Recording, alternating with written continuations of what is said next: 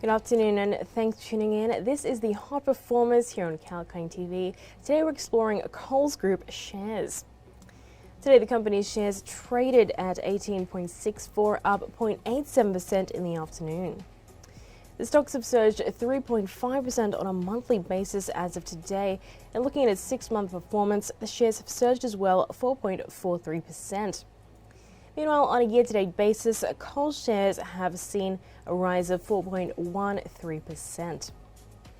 The company stands with a market cap of about $24 billion, and it's given an annual yield of 3.30%. Now, there's no significant announcements by the company today, which could indicate movement of the shares, but they're still trading in the green. And recently, on the 28th of April, Coles Group announced its March quarterly results. So looking at the financial performance of the company, it witnessed a 3.9% rise in the group's gross retail sales to $9.3 billion and a 3.6% surge in group sales to $9.1. This was in the third quarter of 2022, and then due to the pressure faced from flooding in Queensland and in New South Wales, Coles had to shut down around 130 of its stores. These supermarkets accounted for $8.2 billion of sales for the 12 weeks from Jan 3 to the 27th of March.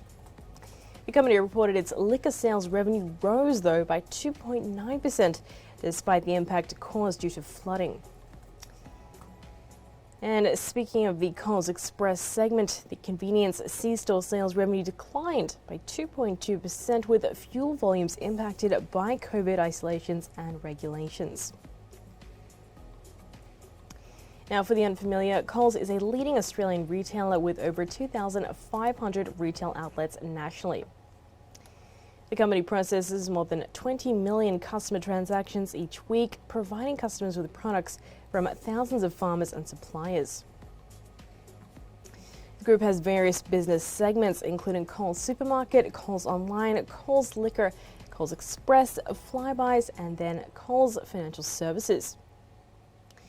Just recently, the group warned its customers about the growing cost of living pressures driven by local and global supply circumstances. The company said that the supplier input cost inflation is expected to continue in the fourth quarter and into the financial year 2023. Despite this, though, Coles has said that it will be focusing on providing products with value for customers to ease the burden of inflation pressures. And that is a wrap for now, but tune in next time only on Kalkine TV. This is Holly Shield signing off.